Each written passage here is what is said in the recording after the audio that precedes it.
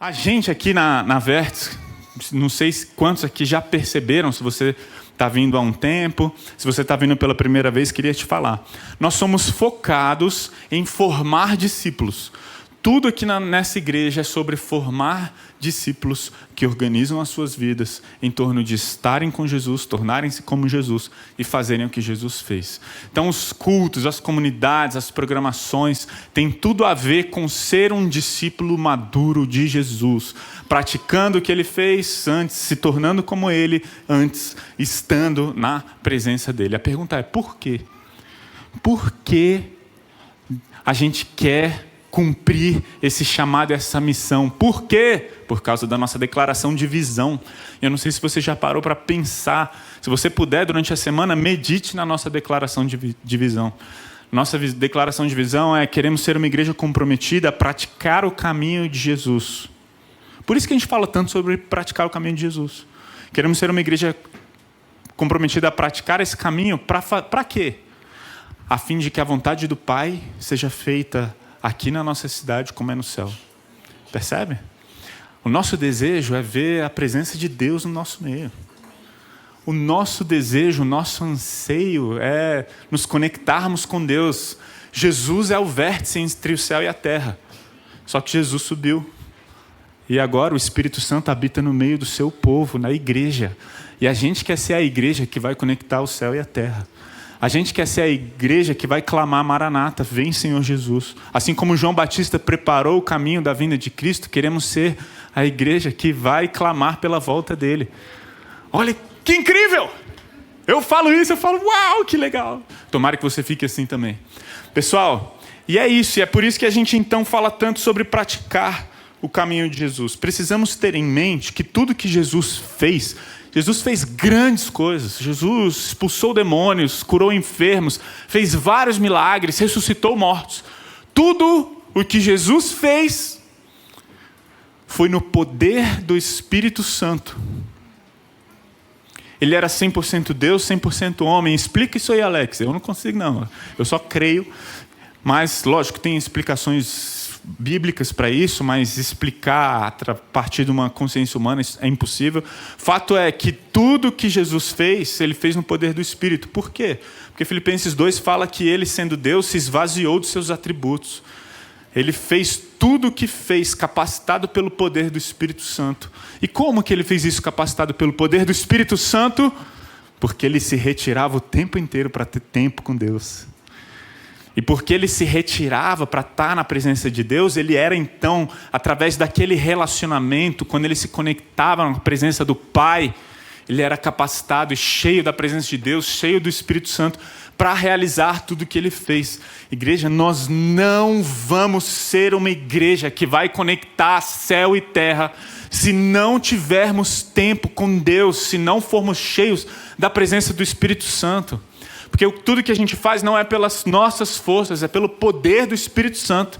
Assim como Jesus fez no poder do Espírito, nós precisamos do Espírito. E é por isso que falamos tanto dessas práticas do caminho de Jesus. Queremos ser uma igreja que se conecta com Deus, uma igreja que está o tempo inteiro se colocando na presença de Deus, estando com Ele. Uma igreja que o tempo inteiro leva o relacionamento real e profundo com o Pai. E por isso, precisamos de tempo com Deus. Jesus era focado nisso. Jesus o tempo inteiro se retirava para ter um tempo com o Pai. Olha Marcos capítulo 1, versículos 35 e 37. Diz assim: no dia seguinte, antes do amanhecer, Jesus se levantou e foi a um lugar isolado para orar. Mais tarde, Simão e os outros saíram para procurá-lo. Quando o encontraram, disseram: todos estão à sua procura. Onde você está, ó bendito do Senhor? Ele saiu, Jesus tinha uma mania. A mania de dar o perdido. Aliás, quando ele era adolescente, ele já tinha dado o perdido da mãe e do pai, né? Para onde que ele foi? Para o templo, para a presença de Deus. Quero que as minhas filhas deem o perdido na casa de Deus. Vou ficar feliz se isso acontecer. Mas fato é que Jesus tinha essa mania de sumir. se isolava. E aí o pessoal, cadê Jesus? Onde ele foi? Ele foi ali tem um tempo, se retirou, ficou isolado. Ele não queria estar na presença de ninguém, a não ser de uma pessoa, na presença do Pai. Isso é a solitude. Solitude tem a ver com esses momentos onde a gente se retira para estar na presença de Deus. E é interessante porque Jesus fez isso em alguns momentos. Eu queria trazer algumas referências em alguns momentos onde Jesus praticou a solitude. Porque a gente fala, Jesus praticou a solitude. Mas eu queria trazer então, vamos lá. Momentos de solitude de Jesus. Vamos lá, vamos ver alguns aqui juntos. Primeiro, Jesus praticou solitude antes de iniciar seu ministério público. Isso está lá em Lucas 3:21. Jesus foi para o deserto, foi ter um tempo com Deus, aí depois ele foi batizado e iniciou seu ministério. Ok? Quando mais? Antes de um dia cheio de atividades. Por isso que Jesus deu perdido. Esse texto que a gente acabou de ler aqui, em Marcos capítulo 1, foi isso. Jesus ele ia ter um dia cheio de demandas. Então o que ele pensou? Eu preciso me conectar com o Pai. Quando você tem um dia cheio de demandas, o que você fala? Agora que eu preciso orar mais. Eu não sou assim. Gente do céu, num dia cheio de demandas, a primeira coisa que eu faço é, o que eu vou fazer? Eu não vou ter tempo para Deus, né? Jesus era o contrário. Quando o dia ia estar cheio, ele falava, agora que eu vou me retirar para orar. Jesus tinha momentos de solitude no fim de um dia cheio de trabalho. Essa é outra coisa, né?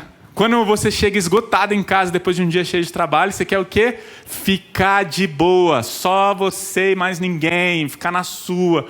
Jesus, ele se retirava para orar. Quando mais? Antes de escolher os 12 discípulos, o que ele fez? Ele foi lá, teve um tempo sozinho com o Pai, falou, Senhor, me direciona para essa escolha. Ele não tomava essa escolha, não tomava as decisões aleatoriamente, porque ele precisava do direcionamento do Espírito. Vamos ver mais 4 momentos? Quando ele recebeu a notícia da morte de João Batista, seu primo. Olha só como Jesus lidava com o luto. Jesus sofreu. João Batista era amigo dele. O que Jesus fez quando ele soube da notícia? Ele foi orar. Ele foi ficar sozinho com Deus.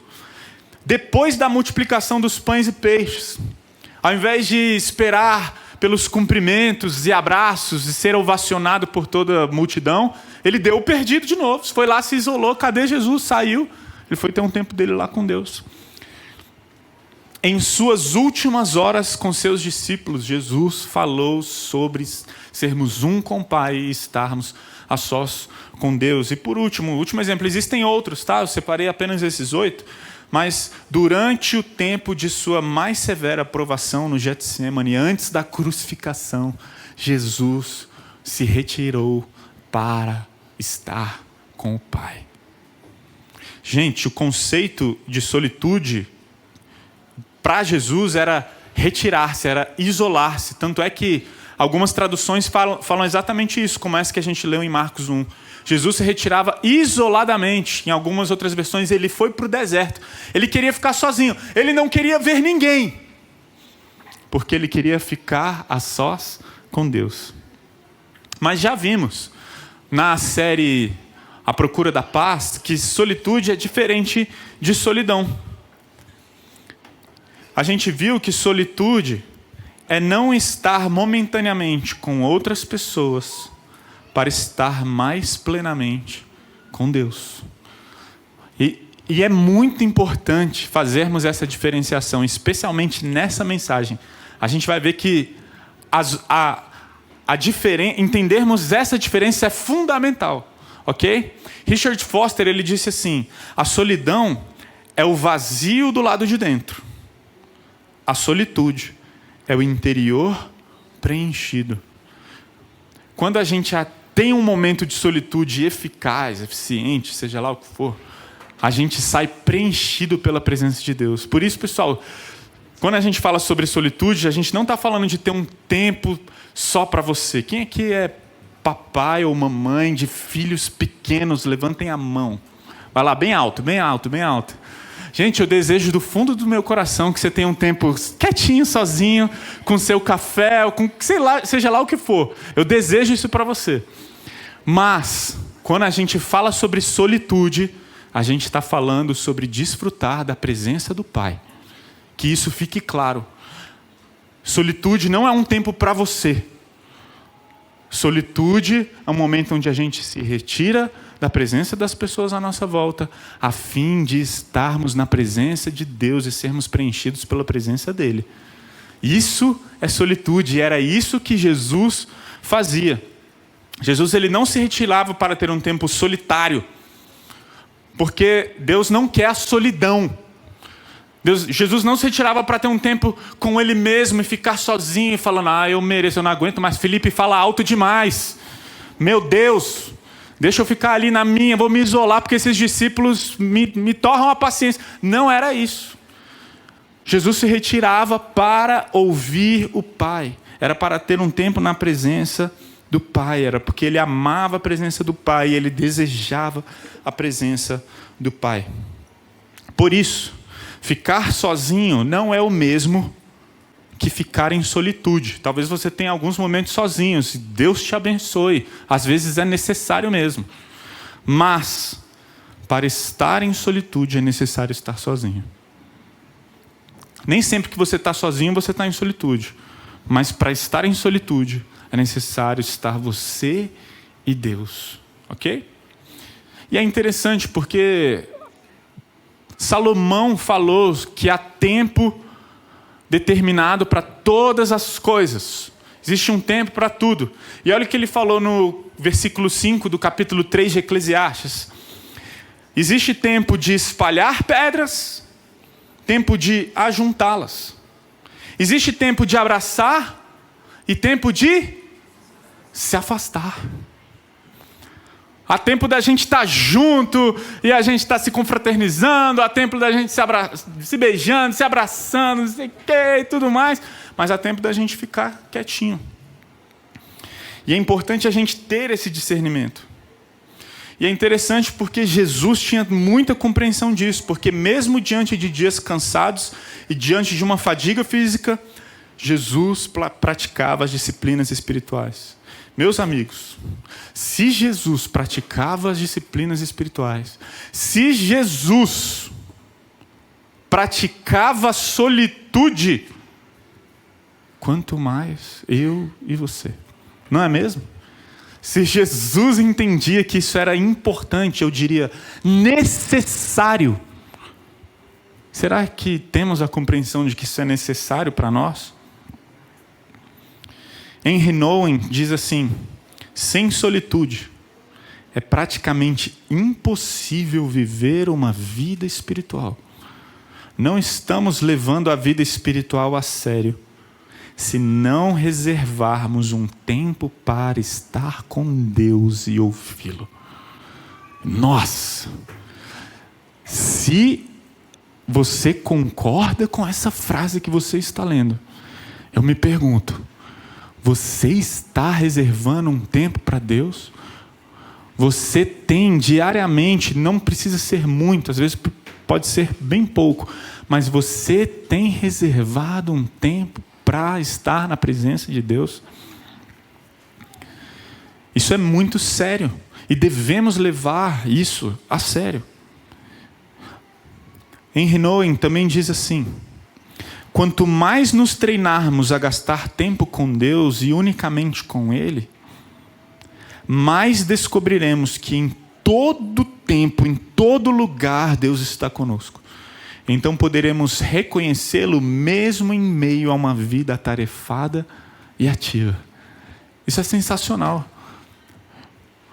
Quando a gente se dedica a praticar a solitude regularmente,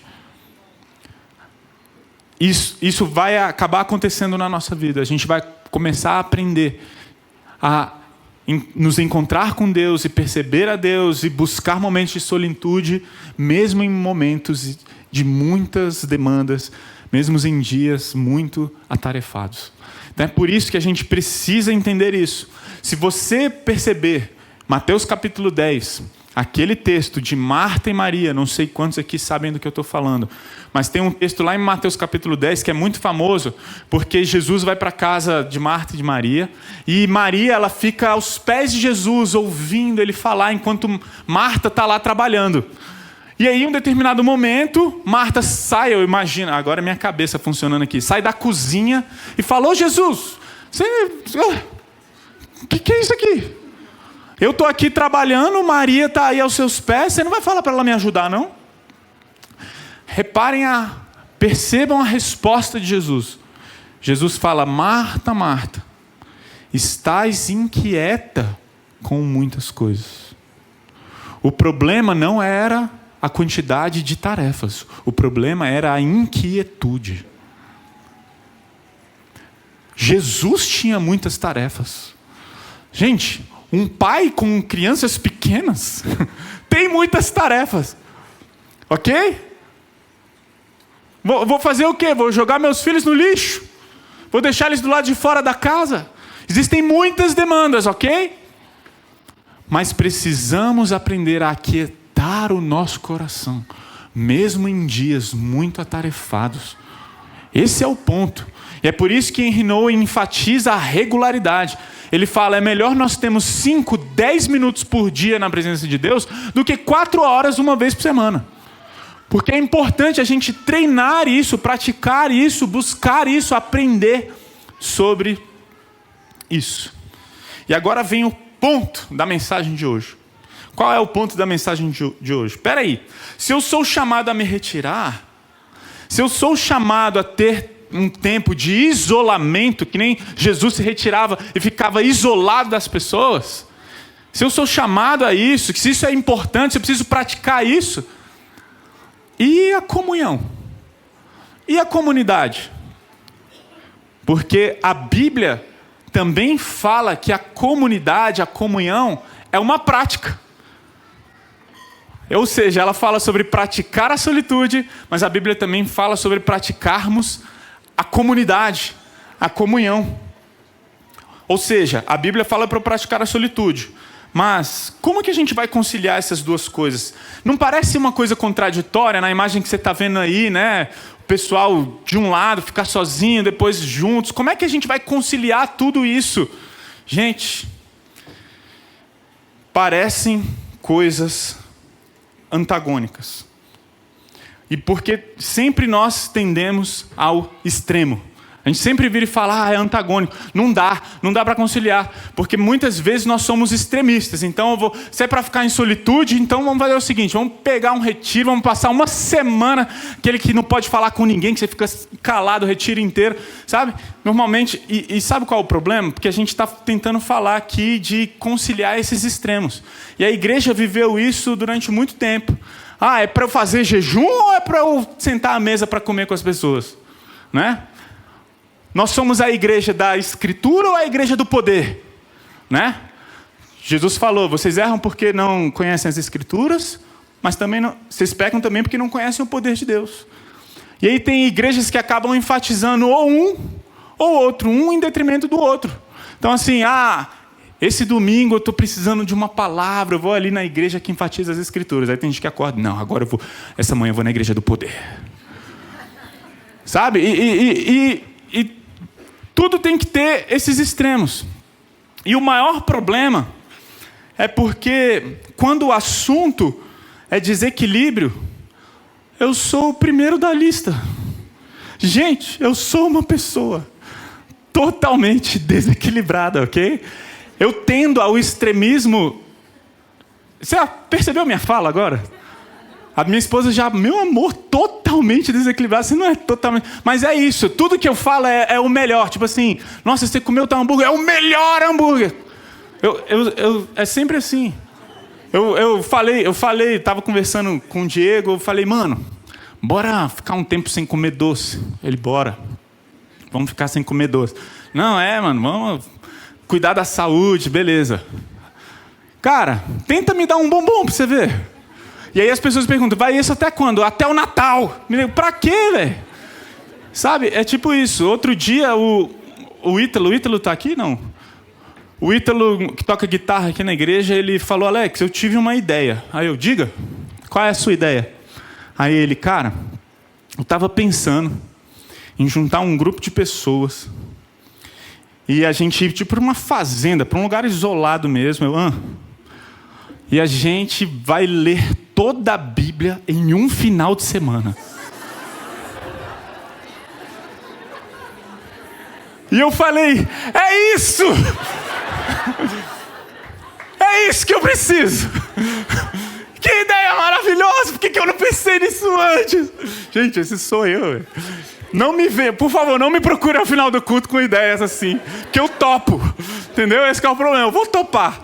Então, assim, esse sou eu sou assim, eu tendo aos extremos, essa é a minha personalidade, meu temperamento, eu preciso tratar isso, tá ok? Mas nós somos chamados ao equilíbrio, e isso é um ponto fundamental, porque quando o assunto é solitude e comunidade, essas coisas não são antagônicas, podem até parecer coisas que competem entre si, parecem coisas irreconciliáveis, mas não são. E hoje eu queria ver com vocês que solitude e comunidade são coisas complementares. Prestem atenção no termo que eu estou utilizando. Eu estou afirmando que solitude e comunidade são coisas complementares. Eu não estou falando que são conciliáveis. Eu estou falando complementares. Coisas conciliáveis é quando você pega duas coisas que não têm muito a ver e você dá um jeito de conciliar, de encaixar uma com a outra. Não é isso. Solitude e comunidade são coisas complementares. Elas caminham de mãos dadas. E é isso que a gente vai ver agora. É isso que eu quero mostrar na palavra. Como é importante entendermos isso para o bem da nossa comunidade. Provérbios capítulo 18, versículo 1 diz: quem vive isolado se preocupa apenas consigo e rejeita todo bom senso. Isolamento, solidão. Quem vive em solidão, quem vive em isolamento, acaba se tornando uma pessoa egocêntrica. Uma pessoa que vive em solidão, em isolamento, ela acaba se tornando uma pessoa egoísta. É isso que Provérbios 18 está falando. Pessoas que acabam tendo muito tempo para elas mesmas. Pessoas que ficam: eu preciso me amar acima de todas as pessoas. Isso não é bíblico. Não foi isso que Jesus fez. Nós queremos nos tornar parecidos com Jesus, e Ele foi capaz de renunciar às próprias vontades em prol das vontades dos outros, por amor aos outros. Então a gente não tem que se amar acima de todas as pessoas. Primeiro que a gente tem que amar a Deus acima de todas as coisas, e ao próximo. Então não tem a ver com a gente tem que se tirar do trono. E pessoas que vivem nesse isolamento e em solidão, elas tendem a esse egoísmo, a olhar apenas para o seu umbigo. Levam pessoas ao vitimismo. Levam pessoas a uma carência extrema, porque estão em solidão. E acabam, de alguma forma, querendo muita atenção. Gente, precisamos então entender que Deus rejeita o individualismo. Deu para entender? Deus rejeita o individualismo. Deus não se agrada do individualismo. E só quero fazer um parêntese muito importante, que individualismo é diferente de individualidade. Individualidade é uma coisa, individualismo é outra. E é importante eu fazer essa distinção. Individualismo é uma busca dos interesses pessoais em detrimento das necessidades dos outros. Isso é uma pessoa individualista, que ela coloca os seus interesses em detrimento dos interesses dos outros. Os interesses dela estão na frente dos interesses das outras pessoas. Isso é uma pessoa individualista. A individualidade é a celebração da identidade única e pessoal de cada pessoa dentro de uma comunidade. Deus fez cada pessoa única. Então, individualidade é uma coisa boa. Deus fez cada um da maneira como ela tem que ser. E precisamos, então, aprender a viver com a nossa individualidade em comunidade. E quando Deus criou todas as coisas, quando lemos lá os relatos da criação em Gênesis capítulo 1 e Gênesis capítulo 2, vimos todo o relato da criação, e ao final de cada dia existe a mesma afirmação. Deus criou e viu que era bom. Segundo dia, terceiro dia, quarto dia, quinto dia, tudo que Deus fez era bom. Sexto dia, Deus viu e que era muito bom. Mas existia uma coisa na criação que não era boa. Não era boa. Tipo assim, tudo que Deus fez é bom, mas Deus olhou e falou, tem uma coisa aqui que não é boa. E Gênesis 2,18 fala. Gênesis 2,18 diz, o Senhor Deus disse, não é bom que o homem esteja sozinho. Não é bom, farei alguém que o ajude e o complete. Pergunta, por quê? Por que não era bom que o homem estivesse sozinho? Por quê? Primeira resposta. Porque o homem foi criado à imagem e semelhança de Deus. Isso significa que o homem é um representante de Deus. Toda a criação olharia para Adão e falaria, olha, vemos a Deus. Adão não era Deus, ele representava a Deus. Nós somos representantes de Deus. Nós fomos criados à imagem e semelhança de Deus para representá-lo. Pergunta, como que uma pessoa sozinha vai representar a um Deus trino, que se ama por toda a eternidade? Nós somos monoteístas, adoramos a um Deus. Três pessoas, uma essência, adoramos a um Deus. Explica isso, Alex. Não é tão simples de explicar, não. Mas cremos na Trindade por causa dos relatos bíblicos, por uma série de argumentos muito bons, mas mesmo assim não é tão fácil de entender. Cremos em um Deus que se amava por toda a eternidade. Se eu represento a um Deus que é coletivo, eu não vou representá-lo de maneira adequada, concordam? Por isso não era bom que o homem estivesse só. Como ele vai cumprir a missão dele? Deus falou, olha, governe sobre todas as coisas, domine sobre os peixes do mar, as aves do céu, domine sobre tudo. E façam mais uma coisa, sejam férteis e multipliquem. Multiplique a minha presença por toda a face da terra. Como que o homem ia multiplicar se ele não tinha alguém que o correspondesse, de acordo com, que o complete? Complete, corresponda, mesma palavra. Como? Por isso não era bom que o homem estivesse só, porque não tinha alguém semelhante a ele. E os dois se tornariam então duas pessoas, uma só carne, assim como Deus. Três pessoas, uma essência. Nós somos representantes de Deus. E aí vem o pulo do gato. Por quê? Presta atenção agora no silogismo que vai rolar aqui, ok? Presta atenção no que eu vou dizer. Palavra esquisita, né? Vamos lá. Adão com Deus estava sozinho. Ok? Adão, na presença de Deus, lembra? Adão desfrutava de um relacionamento pleno com Deus. Ok? Mas ele estava só. É o que a Bíblia diz. Mesmo diante da presença de Deus. Adão com Deus estava só. Ele precisava de comunidade para não estar só. Logo, você com Deus, sem a comunidade, estará sempre sozinho. Uau! Foi legal essa, vai, galera. Você com Deus, sem comunidade, vai estar só. Gente, eu amo quando fala de solitude. Por quê? Porque eu amo entrar no meu quarto, que nem a Bíblia fala, trancar a porta e ter meu momento com Deus.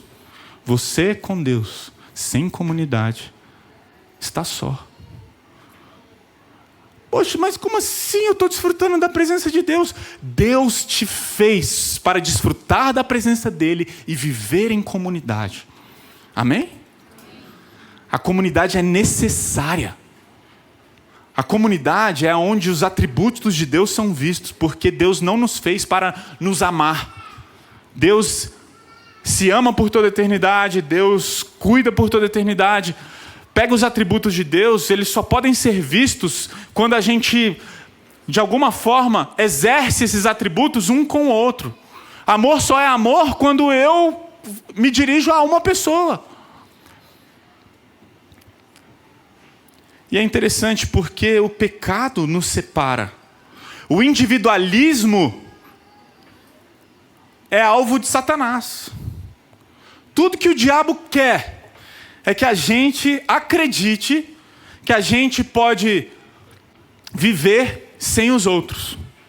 Tudo que o diabo quer é que a gente acredite na mentira de que somos autossuficientes, de que somos capazes sozinhos.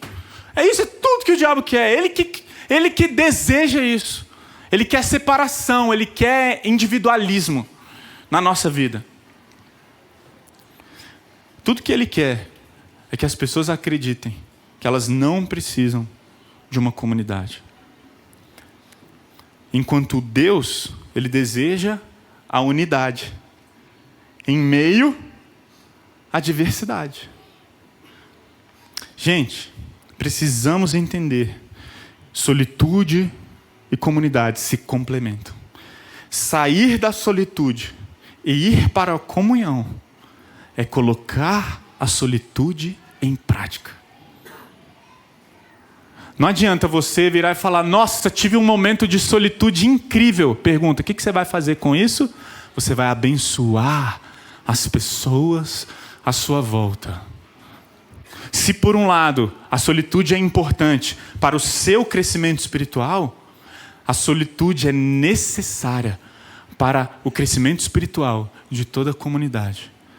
Pessoas que não praticam a solitude não são instrumentos de Deus para o crescimento e amadurecimento das pessoas da sua comunidade. Olha que coisa forte, pessoal. Olha que coisa incrível. Por que Jesus amava tanto as pessoas? Por quê? Porque Jesus, ele era tão altruísta. Por quê? Por que Jesus, ele era capaz de parar tudo e falar: não, eu vou dar atenção para essa pessoa? E os discípulos, a gente vai ver daqui a pouco, os discípulos: não, para com isso. E Jesus: não, vamos dar atenção, o pessoal está precisando. Por que Jesus amava tanto as pessoas? Por quê? Porque ele tinha muito tempo em solitude. Gente, não seremos capazes de amar pessoas sem a solitude. Não seremos. Não seremos capazes de edificar verdadeiramente, profundamente as pessoas, se não gastarmos tempo na presença de Deus. A solidão gera uma vida egoísta e individualista. A solitude gera uma vida altruísta e comunitária. Henry Nouwen, ele diz assim: a disciplina da solitude não se mantém sozinha. A disciplina da solitude não se mantém sozinha. Ela está intimamente relacionada à disciplina da...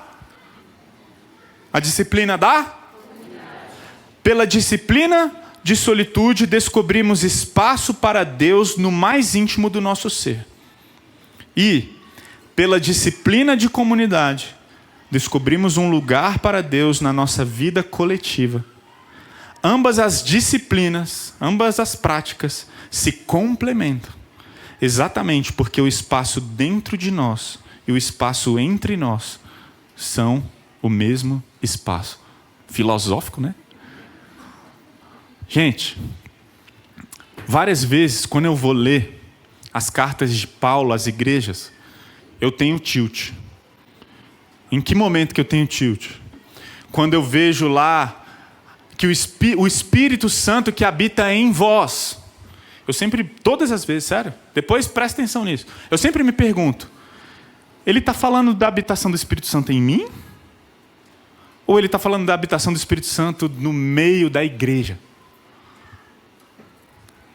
E eu sempre me faço essa pergunta, eu não sei responder todas as vezes eu vou, deixa eu ler um comentário aqui, mas não é simples.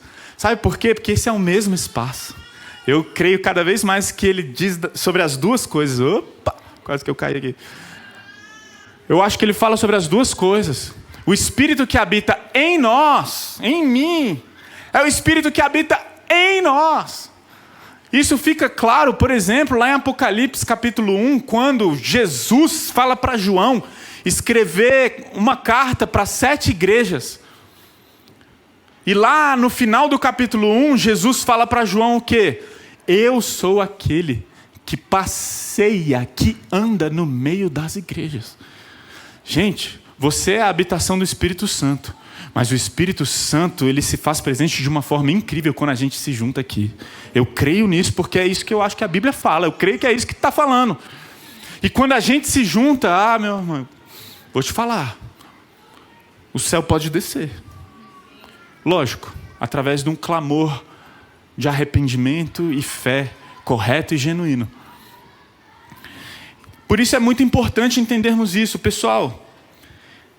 A gente pode se reunir e não ter comunidade. Deixa eu explicar. Lá em Atos, capítulo 2, versículos 42 e 46, olha o que eles dizem. Vocês falam, podem falar alto que tiver aí em laranjinha, por favor, vermelhinho, sei lá. Vamos lá. Eles se dedicavam ao ensino dos apóstolos e ao partir do pão e às orações. Todos os dias continuavam no pátio do templo. Percebe como ele fala das duas coisas separadamente? A igreja se reunia e tinha comunhão. Eu posso me reunir sem ter comunhão. E isso fica claro no que Paulo falou para a igreja de Corinto. Olha só. Vejam só. Versículo 17. Nas instruções a seguir, porém, não posso elogiá-los. Pois quando vocês se reúnem, fazem mais que bem. Uau! A igreja de Corinto se reunia, mas a reunião deles não gerava comunhão. A reunião deles fazia mais mal do que bem. Que loucura! Por quê? Porque a igreja de Corinto era uma igreja que não era unida, era uma igreja que não se amava. Tinha uns ricos que eles chegavam antes na celebração da ceia, na ceia do Senhor, e aí eles pegavam, levavam um monte de comida, bebida, e eles comiam tudo antes das pessoas mais pobres chegarem. Olha só. E aí Paulo está falando, olha, eu não me orgulho, não posso elogiar, porque a reunião de vocês não está gerando comunhão. Vocês estão com uma mentalidade individualistas, egoístas e não altruístas. Está faltando comunhão com o Pai, está faltando comunhão com aquele que uniu vocês. Está faltando comunhão com Jesus, compreensão do Evangelho, amor fraternal, de verdade. Gente, isso me faz perceber que as nossas reuniões, a gente pode se reunir e não ter comunhão. Isso me faz perceber que a gente pode se sentar para comer um hambúrguer delicioso juntos e não ter comunhão. Porque comunhão não é se juntar. Não. Não é. De acordo com o que a gente viu aqui, não. Comunhão é quando a gente, de alguma forma, está cheio de Deus, compartilha a palavra. Quando a gente, de alguma forma, exorta, ama, consola. É quando a gente abre o coração, quando a gente fala da vida. Nisso existe comunidade de verdade. Isso é comunhão, isso é comunidade, isso é a prática da comunidade. A prática da comunidade não é, não vamos a café, um café casa e Cristo. Não estamos, nem falamos. Eu amo.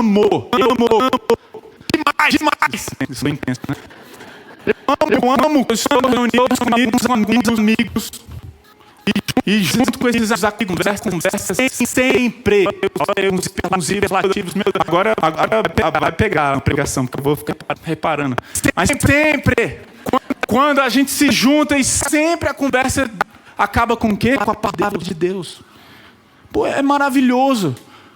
Quando você se junta com alguém que ele está o tempo inteiro atento, olha, vamos aplicar, isso está errado, essa prática foi errada, exortação e consolo e tal. É maravilhoso quando isso acontece. É bom demais ter amigos desse jeito. Gente, quando a gente compartilha da presença do Pai, a gente pode ter comunhão. E João falou isso na sua primeira carta, no capítulo 1, versículo 3. Anunciamos-lhes aquilo que nós mesmos vimos e ouvimos, para que tenham comunhão conosco. Presta atenção. Para que vocês tenham comunhão conosco. E nossa comunhão é com o Pai e com seu Filho, Jesus Cristo. Cristo tem que ser o elo da nossa comunhão. Não as nossas afinidades. Está crescendo demais essa ideia do coach, tipo assim, cara, você tem que estar com pessoas que vão te trazer para cima, pessoas que vão te edificar. Você tem que estar acompanhado de pessoas que vão te ajudar. Cara, acabou a igreja. Porque sempre vai ter um mais maduro. Aí eu falo, então eu que sou menos maduro, quero estar com alguém que vai me puxar. Mas esse cara não vai querer estar comigo, de acordo com essa. Está entendendo? Se ele for colocar essa lógica em prática, ele não vai querer estar comigo. Porque não faz sentido isso, pessoal. O que nos une não é a nossa afinidade, não são os nossos acertos. O que nos une é Cristo Jesus. O nosso elo de união, de comunidade, de amor é Cristo. E é por isso que nós suportamos, não importa quem seja. Existem pessoas mais fáceis e mais difíceis dentro de uma igreja. E tudo bem, eu sou das mais difíceis. Mas tudo bem, me ame. E eu quero te amar, porque o nosso elo é Cristo Jesus, não as nossas afinidades. Isso é comunhão, é um relacionamento centrado na pessoa de Cristo Jesus. Lá em 1 João, capítulo 1, versículo 6, versículo 7, ele disse: portanto, se afirmamos que temos comunhão com Ele, mas vivemos na escuridão, mentimos. Presta atenção, pessoal. Se afirmamos que temos comunhão com Deus, mas vivemos na escuridão, mentimos e não praticamos a verdade. Mas, se vivemos na luz, como Deus está na luz, temos comunhão uns com os outros, e o sangue de Jesus, seu Filho, nos purifica de todo o pecado. O que esses dois versículos estão dizendo? Se nós temos comunhão com Deus, vamos ter comunhão com o próximo. Logo, ou seja, uma pessoa que vira e fala: eu tive um momento incrível de solitude. É mesmo? Eu tive uma comunhão incrível com Deus. Mas eu não quero ter comunhão com meu irmão, não. Opa. Tem alguma coisa errada. Não tem como termos comunhão com Deus, termos um momento de solitude, sairmos da presença de Deus e falar: eu não quero ter comunhão com alguém. Isso não pode acontecer. Não é que isso não deve. Não tem como. A sua comunhão com Deus foi esquisita. Em outras palavras, é isso. Teve alguma coisa errada nessa comunhão com Deus aí. Porque se você tivesse tido comunhão com Deus de verdade, você teria comunhão com seu irmão. Não importa se tem afinidade, não importa se é o mesmo pensamento político, não importa o que seja. É comunhão uns com os outros, porque o que nos une é Cristo Jesus. Isso é maior do que qualquer coisa. Ai, Senhor amado, a vida individual afeta a nossa vida coletiva. Em Renauem ele diz: se eu não posso estar em solitude, eu não tenho nada a oferecer para a comunidade. Gente, nós precisamos estar em solitude, nós precisamos nos encher da presença de Deus, para que a nossa comunhão seja real e verdadeira. Muitas vezes a nossa comunhão é vazia e superficial, porque a nossa solitude é vazia e superficial. Deu para entender? Nós precisamos da solitude para que exista uma comunhão profunda. Sem solitude profunda, não haverá comunhão profunda. Uma coisa depende da outra, porque essas coisas são complementares. Bonhoeffer disse: aquele que não consegue ficar sozinho, que tome cuidado com a comunidade. Aquele que está na comunidade, que tome cuidado ao ficar sozinho. Cada situação apresenta ciladas e riscos profundos. Aquele que deseja comunhão sem solitude, mergulha num vazio de palavras e sentimentos. E aquele que procura a solitude sem a comunhão perece no abismo da vaidade, do narcisismo e do desespero. Queridos, solitude não é uma vida monástica. A solitude vai me levar a amar ainda mais o meu irmão. A solitude deve gerar uma profunda comunhão com a comunidade. Mas sabe qual é o problema? Queridos, meu irmão, minha irmã, meu querido irmão, minha querida irmã, nós somos egoístas de fábrica. Esse que é o problema. Nós precisamos de redenção. Primeiro, a gente não quer Deus. A gente não quer. A presença de Deus não é o nosso maior deleite de verdade, é só olhar na agenda. A gente prefere muitas vezes um tempo sozinho do que tempo na presença de Deus. A começar por mim. Sabe o que eu estou querendo dizer? Que nós, em primeiro lugar, precisamos de arrependimento. Se a gente quer aplicar de verdade isso aqui, a primeira coisa é reconhecer: eu não consigo. Esse não é o meu coração. O meu coração, ele é naturalmente egoísta, e a gente vai ter que lutar com isso, e a gente vai ter que confessar como um pecado. Senhor, eu não te quero, então me dá um coração que te quer de verdade, disposto a me arrepender. Sem arrependimento, não vai ter, a gente não vai desfrutar da presença de Deus na sua plenitude, da maneira como Ele deseja. Então a primeira coisa é arrependimento. E a segunda coisa, a gente não ama as pessoas que nos fazem muito mal. A gente precisa, para isso, a gente vai precisar da presença do Senhor e sermos inundados com a presença do Senhor. Isso vai ser necessário. Para isso a gente vai ter que buscar a Deus e falar: Senhor, eu não consigo amar aquela pessoa. Mas assim como o Senhor me amou, me ajuda a amá-la.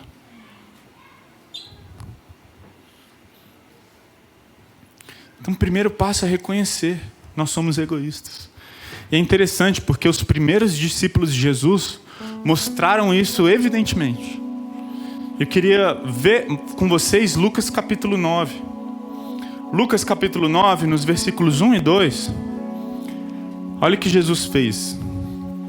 Jesus reuniu os 12 e lhes deu poder e autoridade para expulsar todos os demônios e curar enfermidades.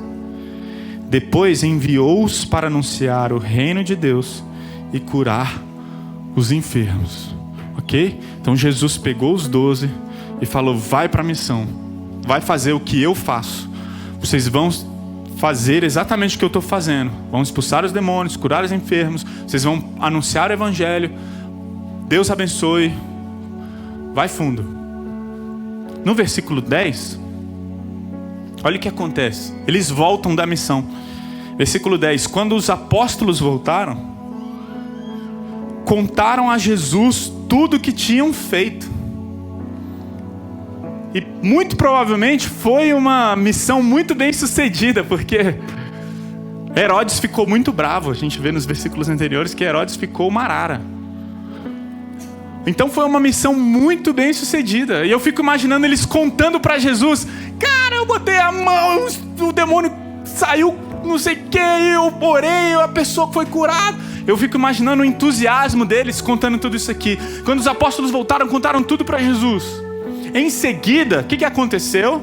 Jesus se retirou para a cidade de Betsaida. Dessa vez, ele não se retirou sozinho.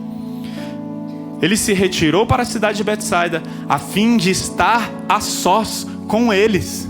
Gente, Jesus promoveu o primeiro retiro gospel da história.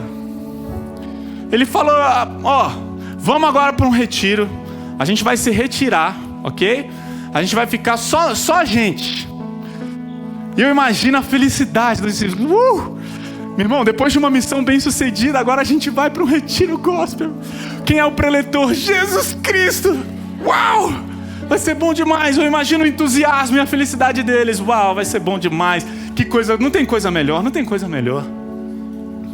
Só que acontece uma coisa em seguida, no versículo 11. As multidões descobriram seu paradeiro e o seguiram. Ei, vai ter um retiro gospel, vamos lá, todo mundo foi junto e seguiram. O que Jesus fez? Ele as recebeu as multidões, ensinou-lhes a respeito do reino de Deus e curou os que estavam enfermos. No fim da tarde, versículo 12, os 12 se aproximaram de Jesus e disseram: Ô Jesus, tá bom, manda as multidões aos povoados e campos vizinhos. Em outras versões, despede as multidões. Gente, manda a multidão embora. Vamos para o retiro gospel. Manda eles embora para que eles providenciem comida e abrigo para passar a noite. Manda eles se virarem, Jesus. Qual foi a resposta de Jesus? Ele, porém, disse: providenciem vocês alimentos para eles. Gente, nós somos egoístas. A gente serve a Deus em algum momento, faz uma missão bem sucedida e a gente acha que arrasou, não precisa de mais nada. Gente, e a gente ignora as pessoas. A gente quer mandar as pessoas embora, porque a gente quer ficar no nosso gueto gospel evangélico. Entendeu? A gente não está preocupado. As pessoas estão chegando, elas estão desesperadas por Jesus. E muitas pessoas, nós da igreja, a gente está falando: cara, vai se vira. Você está com um problema no casamento? Se vira, mano. Tem um monte de plaquinha, tem um monte de psicólogo, terapeuta. Vai lá, se vira. Você está com problemas emocionais, espirituais? Pô, vai embora. Não vou gastar meu tempo não. Isso é a igreja de Jesus, são os discípulos de Jesus, e sou eu e você. Porque a gente curte assim a solitude. Nossa, a presença de Deus vai ser derramada. Mas a gente não percebe que Deus derrama a sua presença para que a gente possa abençoar as pessoas e a comunidade. E é por isso que a gente está em campanha. É porque a igreja está crescendo, mais pessoas estão chegando. E algumas pessoas às vezes falam: nossa, vou ter que gastar tudo isso para uma campanha nova. Meu Deus do céu, 2 anos. Não, é porque a gente quer ir para um lugar para receber mais pessoas. Porque tem gente precisando aqui nessa cidade. Tem pessoas que carecem. E a gente muitas vezes está falando: ah, não, pô, chega. Que isso, igreja? Nós somos a comunidade dos discípulos de Jesus. Nós precisamos acolher e abraçar, assim como Jesus fez. É bom tempo a sós, mas se necessário for, a gente vai se doar para as pessoas, para a comunidade, para pessoas que vão nos esgotar muitas vezes.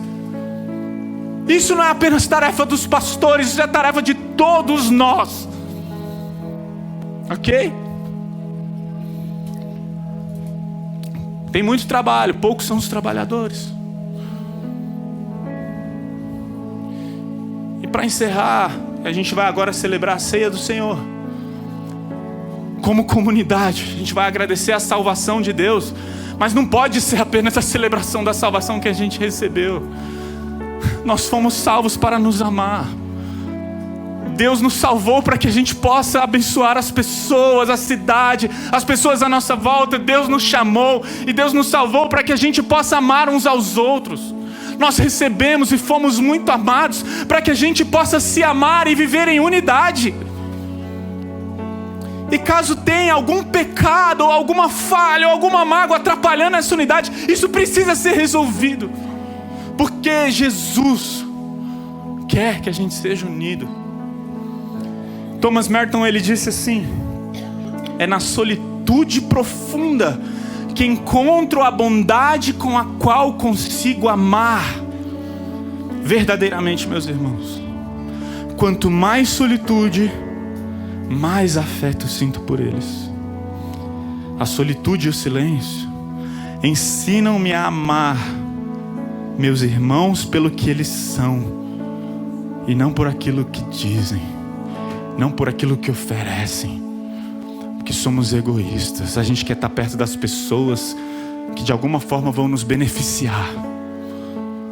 Isso não é a comunidade de Jesus Cristo, porque o nosso elo é Cristo Jesus. Nós fomos ligados pelo amor, custe o que custar.